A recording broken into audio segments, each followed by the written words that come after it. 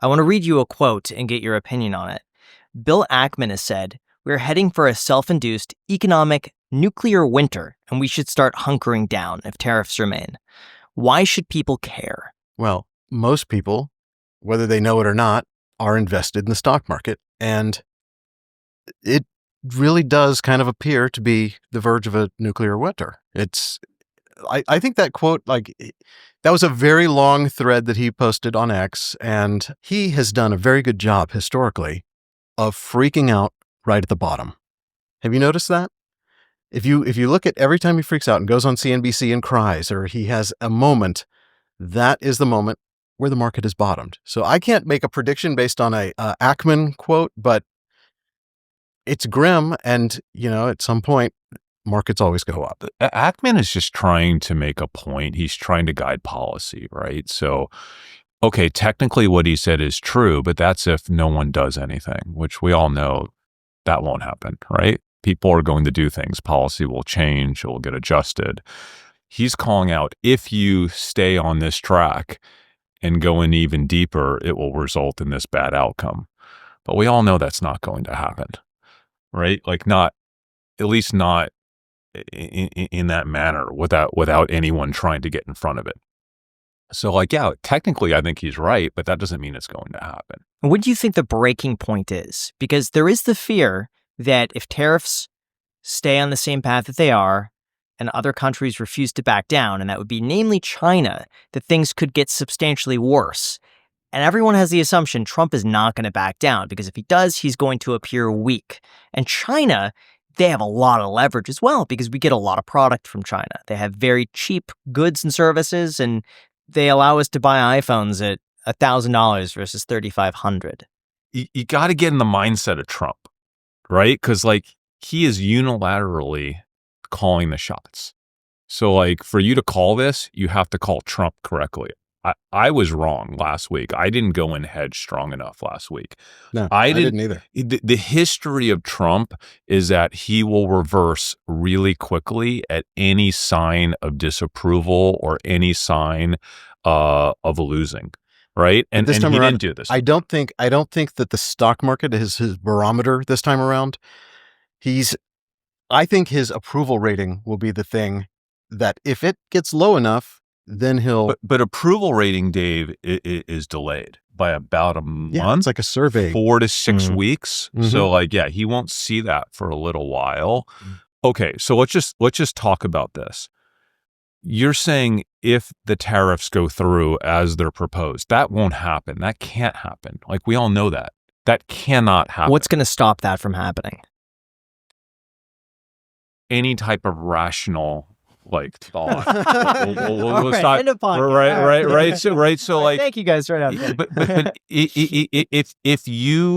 if you look at the tariffs as they're written, there's just no possible way that those tariffs can be implemented in that manner for any meaningful amount of time.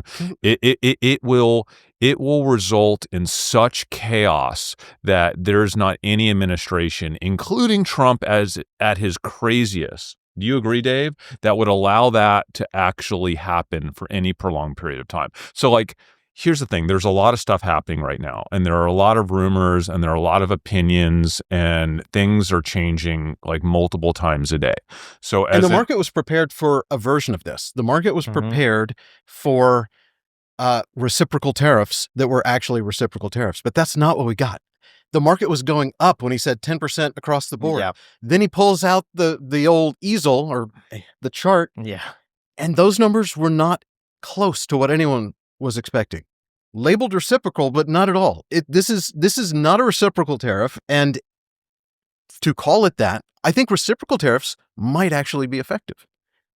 Basing reciprocal tariffs on an actual formula that makes sense mathematically, that is reciprocal. And if you really want to target a trade imbalance, you could make that a portion of the ratio, but it doesn't make sense the way it is now. We could talk about what they should do or shouldn't do, but it really doesn't matter what we think. The reality is that when you have situations like this where there are a lot of possible outcomes, what we need to do as investors is what I call run scenario analysis, right? So essentially, you're looking at every single scenario that could play out, and you're assigning probabilities to each scenario. Now, you could actually do that, and you could spend a lot of time running 60 different scenarios of every way that this storyline could play out and the percentages that you assess to each of those scenarios. And then you could look at how many of those scenarios would result in the market being okay and quickly recovering, and how many of those scenarios would result in something catastrophic happening. Well, you could do that, but I'm just going to tell you right now that if you were to go through that process, there are very few scenarios, very few that would result in any type of catastrophic situation that would last for any meaningful amount of time. Right? It would be so irrational.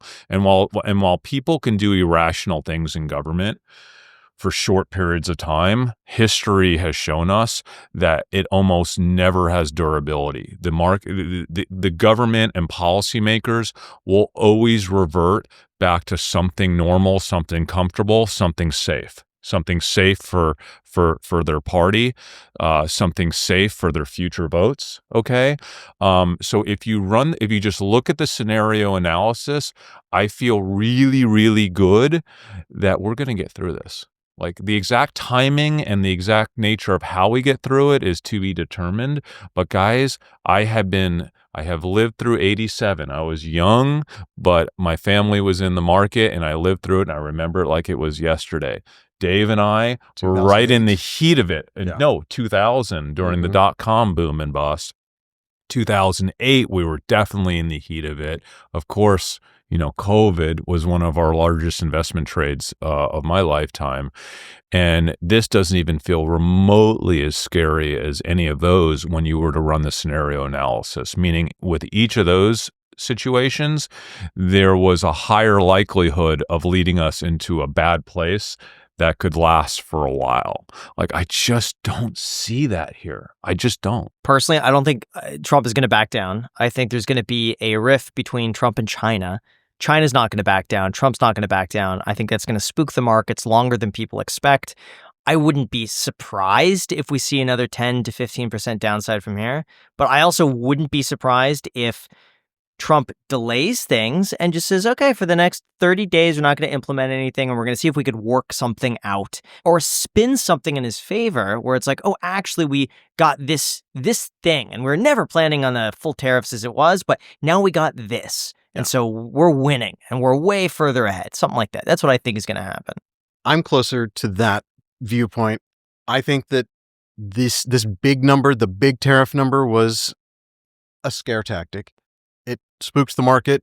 He was trying to spook other countries. The likelihood of it going through as stated on that chart, I think, is very low. But I agree with you that China is going to be the sticking point. We've already seen countries coming and saying 0%. I think we could avoid all of this if China just came back and said whatever their actual tariff rate is, if they're, I don't know what it is, if it's 6%, 7%, whatever their current tariff on U.S. imports into China is, if they just made a broad statement and said, you know what, our average, Trump, we are going to lower our tariffs to whatever it currently is, 8%, 6%. Which would be dramatically lower than what lower than what that chart said it was, right? Yeah. I think Trump could take that as a win and say, oh, well, we won with China, and we're going to do a reciprocal tariff with China now. And if other countries did that, like, we've already seen some come back and say 0. We haven't yet seen the administration respond to those with a new low rate. But I think that the other countries, if they bring Japan sending their master negotiator to the White House, did you see that? I did. Okay, I'm sure that master negotiator can outsmart whoever put that chart together. Hot take. What do you think? Trump wants the win, and he's going to ensure that he gets the win, right? Like, and I don't think he's going to take months before he's willing to get the win. I think it's more like But that could be weeks. a perceptual win for him. Well, Not correct. necessarily a financial win. Correct. Right. So like He wants to- what I mean by that is I think he wants to close the door on this. Trump has a long history of not wanting to stay on a single topic or issue for any prolonged period of time. He likes to move on. Right. He likes to move on for something else. I'm sure he's already thinking of the next thing he wants to talk about or deal with. And it's probably not this tariff situation.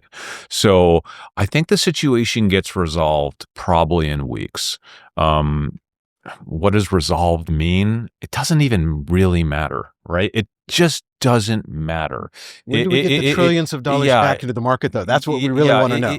Because the market doesn't, as long as it's relatively rational, right? As long as it's relatively the same as it is today. We might have some additional tariffs. We might have some additional provisions, some additional trade deals. It might look a little different.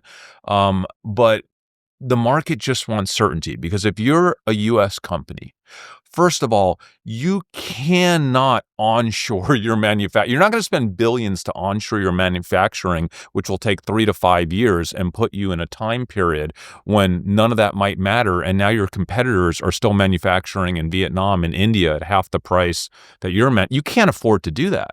But you also can't afford to start expanding internationally if you don't know exactly what this situation looks like, right? Additionally, earnings season is about to hit.